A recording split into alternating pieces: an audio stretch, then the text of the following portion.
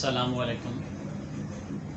आज की इस वीडियो में हम दाऊद टेस्ट और केयू टेस्ट से रिलेटेड बात करेंगे और दाऊद का टेस्ट एनईटी के टेस्ट से अगर कंपैरिजन किया जाए तो क्या क्या डिफरेंसेस हैं और कौन सी ऐसी चीज़ें हैं जिन पर हमें बड़ी स्ट्रांगली होल्ड करने चाहिए उन टॉपिक्स और उनकी प्रिपरेशन करनी चाहिए फॉर दाऊद टेस्ट।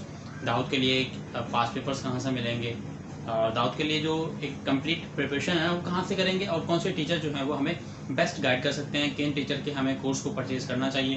केयू से रिलेटेड भी हम बात करेंगे। केयू के एक जो है ना एक लाइव सेशन अरेंज किया जा रहा है इंशाल्लाह ताला। अगर वोटिंग के ऊपर डिपेंड करता है कि वोटिंग कितनी होती है, नंबर ऑफ़ वोट्स ज़्यादा आते हैं तो फिर हम फ्राइडे वाले दिन एक लाइव सेशन अरेंज करेंगे जो कि सर हमजा कंडक्ट करेंगे और उसमें एक्सप्लेन करेंगे कि केयू का टेस्ट यानी वो बच्चे जिन्होंने एनईटी की दाऊद की तैयारी कर ली तो वो केयू के टेस्ट के लिए क्या उन्हें क्या जो है वो चीज़ें प्रिपेयर करनी पड़ेंगी। केयू का टेस्ट एनईटी के टेस्ट में कितना डिफरेंस है, क्या कंपैरिजन है, केयू के टेस्ट में हमें कौन सी गलतियां नहीं करनी चाहिए, कौन सी ऐसी चीज़ें जिनको मजबूती के साथ होल्ड करना चाहिए और उन टॉपिक्स पर ग्रिप होनी चाहिए। जैसे कि केयू में होते हैं जीके, इंग्लिश, ये दो बड़े इंपॉर्टेंट सब्जेक्ट्स होते हैं। जीके आपका बहुत मैटर करता है तो केयू से रिलेटेड जो है वो सर हमजा बड़े एक्सपर्ट टीचर हैं, वो केयू से रिलेटेड आपको अगर लाइव सेशन होता है तो वो फ्राइडे वाले दिन आपको वर्क करेंगे।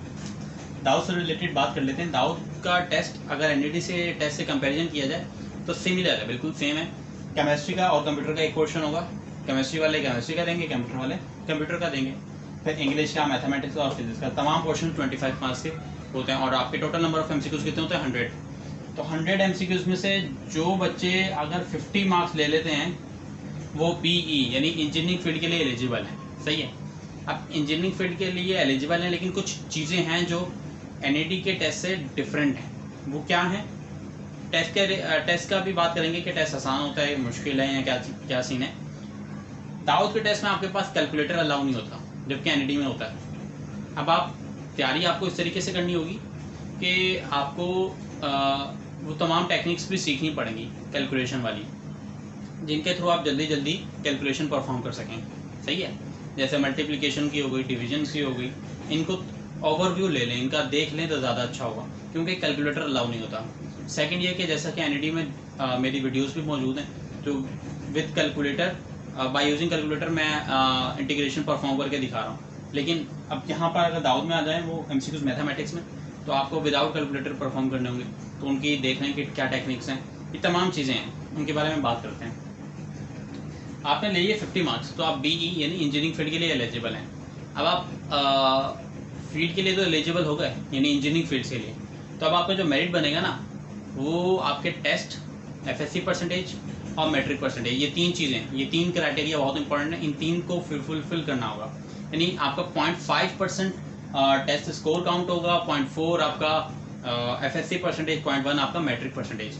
तो इन तीनों को कैलकुलेट करते हुए जो भी आपका सीपीएम बनेगा उसको उसकी बेसिस के ऊपर आपका मेरिट नंबर बनेगा और तमाम बच्चों की जो मेरिट लिस्ट बनेगी फिर उसकी बेसिस पे डिसाइड होगा कि आप कौन सी फील्ड के लिए आप एलिजिबल हैं, कौन सी चूज़ कर सकते हैं। सही है भाई।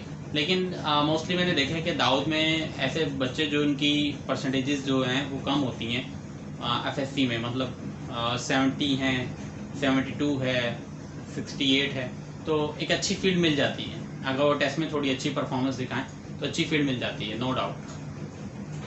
अब अगर दाऊद का टेस्ट दे रहे हैं तो थोड़ी जान ज़्यादा मारें। दाऊद का टेस्ट ज़्यादा मुश्किल होता नहीं है। अगर मैं एनईटी और दाऊद का टेस्ट कंपेयर करूं तो एनईटी का टेस्ट थोड़ा ज़्यादा मुश्किल होगा, लेकिन ये कहना भी बिल्कुल गलत होगा कि दाऊद का टेस्ट बहुत ही आसान होता है। एवरेज होता है टेस्ट, ज़्यादा मुश्किल नहीं होता। बस इसमें थोड़ा कैलकुलेशंस में घुमा दिया जाता है और कैलकुलेशन के अलावा एक पोर्शन ऐसा होगा जो कि बहुत आसान होगा। अब वो लक, टोटली लक होता है स्टूडेंट का कि कौन सा पोर्शन आ गया। हो सकता है इंग्लिश का पोर्शन आ जाए या फिजिक्स का आ जाए, तो एक पोर्शन तो आपको मिलेगा आसान, बाकी पोर्शंस थोड़ा टेक्निकली स्ट्रॉन्ग होंगे। अच्छा, एक पोर्शन आसान होगा, इससे आपको क्या समझ में आ रहा है? इससे ये समझें कि देखें एक पोर्शन आपको फॉर एग्जांपल फिजिक्स का आसान मिल गया तो अब वो जो तीन पोर्शंस होंगे ना इनमें ऐसे एमसीक्यूज होंगे जो कि आप टाइम कंज्यूमिंग होंगे। सही है। अब मैथमेटिक्स में कुछ ऐसे क्वेश्चंस होंगे जो कि आपका कैलकुलेशन में टाइम ले रहे होंगे। इंग्लिश और केमिस्ट्री या कंप्यूटर में कुछ ऐसे क्वेश्चन होंगे जो कॉन्सेप्चुअल होंगे। फिजिक्स का अगर आसान आ गया इस तरीके से नहीं, आप इस चीज़ को ऐसे समझें कि अगर आपका एक क्वेश्चन आसान आता है तो 3 क्वेश्चन एवरेज होंगे, वो भी हार्ड नहीं होंगे, एवरेज होंगे। तो दाऊद की प्रिपरेशन का क्राइटेरिया सिर्फ ये है कि आप पहले इंटरमीडिएट की तैयारी को स्ट्रॉन्ग करें, वो टॉपिक्स जो रिड्यूस सिलेबस में आपने इग्नोर कर दिए, अवॉइड कर दिए, उन्हें स्ट्रॉन्ग करें, उन्हें जो है वो अच्छे से समझ लें। विदाउट कैलकुलेटर जो शॉर्ट ट्रिक्स हैं ना, यूट्यूब पर आप डिफरेंट चैनल्स पर भी मिल जाएंगी, अगर आप किसी कोचिंग में पढ़ रहे हैं या किसी टीचर से गाइडलाइन ले रहे हैं तो वहाँ से सीखें इन चीज़ों को, ये ज़्यादा ज़रूरी है। सही है, एनईडी वालों के लिए ज़्यादा ज़रूरी नहीं है, लेकिन आप लाजमी सीखें इन चीज़ों को। सही है, और फिर एट दी एंड आप कोशिश करें कि एनईडी के पास पेपर्स को सॉल्व कर लें, क्योंकि जो बच्चे एनईडी के पास पेपर्स को सॉल्व कर लेते हैं ना, तो वो दाऊद का टेस्ट अच्छा निकाल लेते हैं, उनके अच्छे ही मार्क्स आते हैं। दाऊद का पास पेपर्स को तो करें सॉल्व, लेकिन एनईडी के भी करें। एनईडी का लेवल, अगर आप दाऊद और एनईडी के पास पेपर आपके सामने पढ़े हुए हैं तो आप कंपैरिजन आपको खुद समझ में आएगा, खुद वाज़ेह तौर पे डिफरेंस आपको जो है वो क्लियर होगा कि दाऊद का जो टेस्ट है वो थोड़ा एज कम्पेयर टू एनईडी थोड़ा आसान है, ईजी है। कोई ऐसा MCQ है जिसमें थोड़ा बहुत मुश्किल दिया हुआ है, कुछ नंबर ऑफ MCQ आसान दिए हैं। अब जैसे आप देखें कि एनईडी में आपको मीडियन मोड के MCQs नहीं मिलेंगे, लेकिन दाऊद के पास पेपर्स आप देख लें, उसमें पूछा हुआ है मोड क्या है, सीक्वेंस यदि मोड क्या है, मीन क्या है, मीडियन क्या है। तो इंटीग्रेशन में आपको कुछ क्वेश्चंस मिल जाएंगे, लेकिन वही क्वेश्चंस एनईडी के पास पेपर में मिल रहे हैं इंटीग्रेशन, वो आप कैलकुलेटर से सॉल्व कर रहे हो, लेकिन दाऊद में क्या है, विदाउट कैलकुलेटर है। फिजिक्स के कुछ न्यूमेरिकल्स मिल जाएंगे जो कि आपको शॉर्ट ट्रिक्स लगा के, कैलकुलेशन की शॉर्ट ट्रिक्स लगा के करनी पड़ेंगे। कुछ ऐसे होंगे जो जिसमें रेंज वाले टॉपिक से अगर आ गए तो वहाँ डायरेक्ट शॉर्ट ट्रिक्स भी लग रही होंगी रेंज की। तो इस तरीके से है कि फिजिक्स में ज़्यादा न्यूमेरिकल्स या यूनिट पूछ ली कि मोमेंटम की यूनिट क्या है, देख पे एनईडी में ऐसा नहीं होता कि मोमेंटम की यूनिट नहीं पूछी जाती। अब आप इस चीज़ से अंदाज़ा लगाएं कि दाऊद का टेस्ट एवरेज होता है, लेकिन ये कि ऐसा नहीं कि आप बिल्कुल इसको लाइट ले लें और फिर तैयारी ना करें। तैयारी करें और पास पेपर्स को सामने रखते हुए कि टेस्ट किस टाइप का आ रहा है और एवरेज टेस्ट है आपका, तो इसको आपने अच्छे से तैयार कर लें इस चीज़ को। सेकंड, अगर केयू की बात की जाए तो केयू के लिए जो भी कंप्लीट गाइडलाइन है वो तो आपको अगर लाइव सेशन होता है तो सर मुझे आपको गाइड कर देंगे, वरना फिर इंशाल्लाह मैं एक्सप्लेन कर दूंगा। तो केयू में आपने करना ये है कि केयू में सर आपको क्लियर कर देंगे डिफरेंस, कंपैरिजन कि एनईडी का टेस्ट और केयू के टेस्ट में कितना डिफरेंस है। अगर आपने एनईडी की तैयारी की हुई है तो केयू के लिए कितनी तैयारी करनी पड़ेगी। सेकंड, मैं केयू के लिए बात ये करूँगा कि यार केयू के लिए जितनी भी वीडियोस आपको मेरे चैनल पर मिलेंगी ना, वो मेरी नहीं है, वो सर हमजा की हैं। एनईडी वाली वीडियोस मेरी हैं, केयू वाली वीडियोस सर हमजा की हैं। तो अगर आप इस वक्त मेरा फाइनल ईयर प्रोजेक्ट भी चल रहा है और इंटर्नशिप भी है और ट्यूशन्स भी हैं, आप इस कुछ मसरूफियात की वजह से मैं केयू का बैच मैं स्टार्ट नहीं कर रहा इस बार, वरना एनईडी का मैं कुछ स्टूडेंट्स होते हैं मेरे पास जिनको पढ़ा रहा होता हूँ।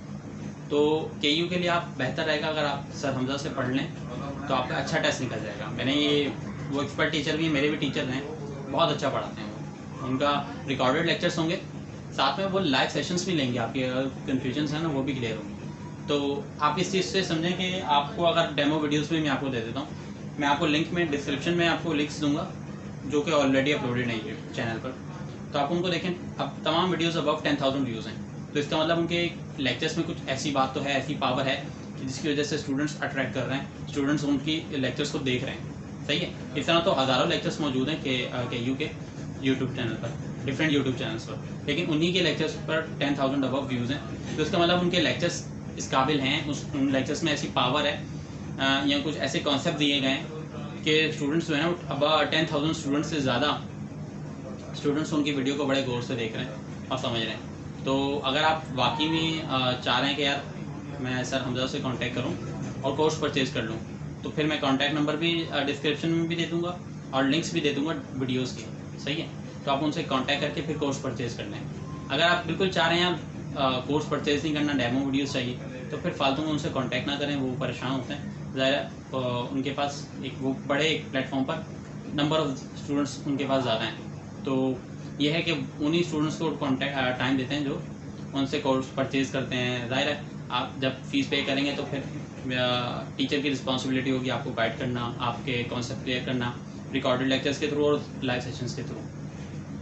तो पहला काम मैं ये करूँगा कि मैं लाइव जितने भी सेशंस हैं ना, जो रिकॉर्डेड लेक्चर्स हैं जो चैनल पर अपलोडेड हैं, उनके लिंक दे दूँगा ताकि आप एक दफ़ा देख लें, आपको समझ में आ जाएगा यार बाकी में लेक्चर्स में कुछ जान है।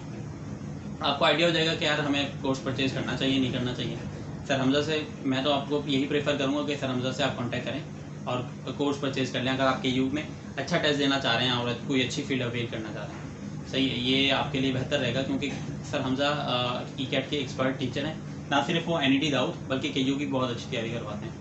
और मैंने उनका जो रिज़ल्ट जो उनके स्टूडेंट्स का जो रिज़ल्ट है ना KU का, वो भी अगर आप ट्रेंड देखें तो बहुत अच्छा ट्रेंड है। उसमें कोई आपको ऐसा बच्चा नहीं मिलेगा जो कि फेल हुआ हो या जिसके कम मार्क्स हो। आपको आप उनके पेजेस पे भी जाएंगे, उनके pages sir Hamza student circle के नाम से। तो ट्रेंड देखिएगा KU का, तो उनके जो KU के जो रिजल्ट्स आते हैं वो देखें। NET का भी कंपेयर कर लीजिएगा, NET का भी देख लीजिएगा, दाऊद का भी। तो उनके हमेशा स्टूडेंट्स का बड़े अच्छे रिजल्ट आते हैं। तो ये है कि जल्द से जल्द कर लें ताकि ऐसा ना हो रजिस्ट्रेशन क्लोज हो जाए उनकी, क्योंकि वो लिमिटेड स्टूडेंट्स को रख के तैयारी करवाते हैं। तो KU के लिए बाकी जो कंप्लीट डिटेल्स हैं वो इंशाल्लाह फ्राइडे को डिस्कस करते हैं सर हमज़ा के साथ। लेकिन अगेन आप लोगों ने अभी तक वोट नहीं किया तो आप जाकर कम्युनिटी टैब में देख लें कि आप चाह रहे हैं लाइव सेशन तो फिर वोट करें अपना, वरना नो की तरफ वोट कर लें ताकि हमारा भी टाइम ज़ाया ना हो और आपका भी टाइम वेस्ट ना हो। सेकंड, दाऊद के लिए कुछ भी क्वेश्चंस हैं आप पूछ सकते हैं। मैं एक चीज़ मज़ीद ऐड करूँगा, मैं भूल गया था कि आप अगर MCQs गलत करते हैं दाऊद में तो आपकी 0.5 मार्क्स की नेगेटिव मार्किंग होती है, सही है, जबकि NET में ऐसा नहीं है। और इसमें दो मेन बेनिफिट्स ये मिले, एक तो नेगेटिव मार्किंग और कैलकुलेटर ना अलाउ नहीं है ना, तो इन दो का बेनिफिट ये होगा कि टेस्ट थोड़ा आसान होता है, एवरेज होता है। तो इंटरमीडिएट को अच्छे से कवर कर लें और NET के पास पेपर सही से कर लें तो दाऊद का टेस्ट अच्छा हो जाएगा इंशाल्लाह आपका। बाकी मज़ीद कोई गाइडलाइन चाहिए तो आप कमेंट कर दीजिए, तो इंशाल्लाह रिप्लाई मिल जाएगा आपको। खुदा हाफिज़।